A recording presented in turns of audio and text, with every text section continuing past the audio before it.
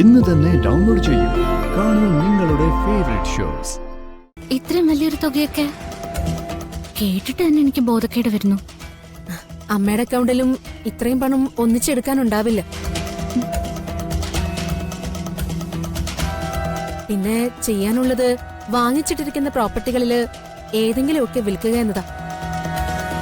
അതിനുവേണ്ടി അമ്മയൊന്ന് സഹായിക്കാനാ മോളോട് പറഞ്ഞത്. പ്രോപ്പർട്ടി വിൽക്കുന്നതിന് എന്റെ സഹായം എന്തിനാ? അത് അമ്മയുടെ സ്വത്തൊക്കെ അമ്മ മോളുടെ പേരിലാക്കി കഴിഞ്ഞു. ഇനി നമ്മൾ രണ്ടുപേരും ഒന്നിച്ചൊപ്പിട്ടാലേ പ്രോപ്പർട്ടി എന്തെങ്കിലുമൊക്കെ ചെയ്യാൻ പറ്റൂ. അതെന്തിനാ അങ്ങനെയൊക്കെ ചെയ്തേ? എനിക്കൊന്നും ആവശ്യം ഉണ്ടായിരുന്നില്ല. മോളെ, എനിക്ക് എന്തെങ്കിലും പറ്റിപ്പോയാ അതെല്ലാം നിനക്ക് വന്ന് ചേരണമെന്ന് ഞാൻ ആഗ്രഹിച്ചു. അതുകൊണ്ടാ അങ്ങനെ ചെയ്തേ. എനിക്കൊന്നും വേണ്ട. അതൊക്കെ നമുക്ക് പിന്നീട് സംസാരിക്കാം മോളെ. ഇപ്പൊ ഈ കുഞ്ഞിന്റെ ജീവൻ രക്ഷിച്ചേ പറ്റൂ. സോണിയ, ബുധനാഴ്ചയല്ലേ അഡ്വക്കേറ്റ് പറഞ്ഞത്? അതെ മേഡം. മോളെ, ബുധനാഴ്ച രാവിലെ മോളിന്ന് രജിസ്റ്റർ ഓഫീസ് വരെ വന്നാ മതി. ജസ്റ്റ് ഒരു ഒപ്പിടുന്നത് വരെ. ബാക്കി കാര്യങ്ങള് അമ്മ ചെയ്തോളാം. അത് ഈ രജിസ്റ്റർ ഓഫീസിൽ വന്ന് ഒപ്പിടാന്നൊക്കെ പറഞ്ഞ എന്താ മോളെ, നിയമം അങ്ങനെ ആയതുകൊണ്ടല്ലേ. മോളെ കുഞ്ഞിന്റെ മുഖത്തേക്കൊന്ന് സൂക്ഷിച്ചു നോക്കിക്കേ.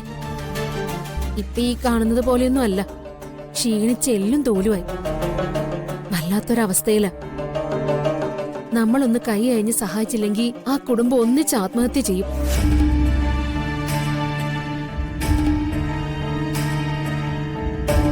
ഇഷ്ടം പോലെ കയ്യിലുണ്ടായിട്ടും ഒരു ജീവൻ രക്ഷിക്കാൻ അത് ഉപകരിച്ചില്ലെങ്കിൽ നമ്മൾ ചെയ്യുന്നത് ദുഷ്ടതയല്ലേ മോളെ?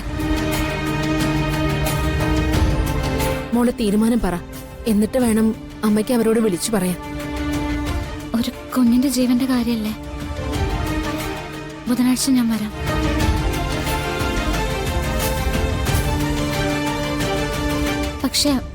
പക്ഷെ ഒരു കാര്യമുണ്ട്.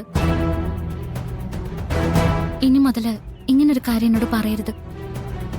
എനിക്ക് സ്വത്തും പണവും ഒന്നും വേണ്ട. അതൊക്കെ അമ്മയുടെ പേരിൽ തന്നെ ഇരിക്കട്ടെ. അഡ്വക്കേറ്റ് ഒന്നും ഉണ്ടാകുമല്ലോ. നമുക്കൊരു ധാരണയിലെത്താം. ഇത് മോള് സമ്മതിച്ചല്ലോ? സമ്മതിച്ചു. ആ കുഞ്ഞിന്റെ കാര്യം ഓർത്താ എന്ന് ഞാൻ പൊയ്ക്കോട്ടെ. പൊയ്ക്കോ.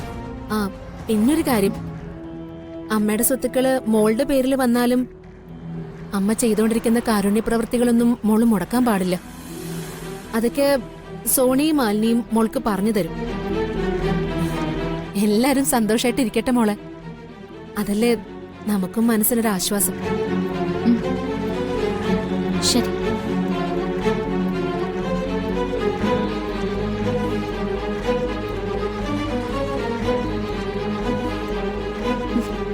ഇതെങ്ങനെയാ മേഡം ഇങ്ങനെ ഒരു കഥ മെനഞ്ഞെടുത്തത്? അതും അവളുടെ ചങ്കൽ കൊള്ളുന്നത് പോലെ. ഏതായി കുട്ടി? ഏതായി ഫോട്ടോ? എനിക്കറിയില്ല, എവിടുന്നോ കൈ കിട്ടി.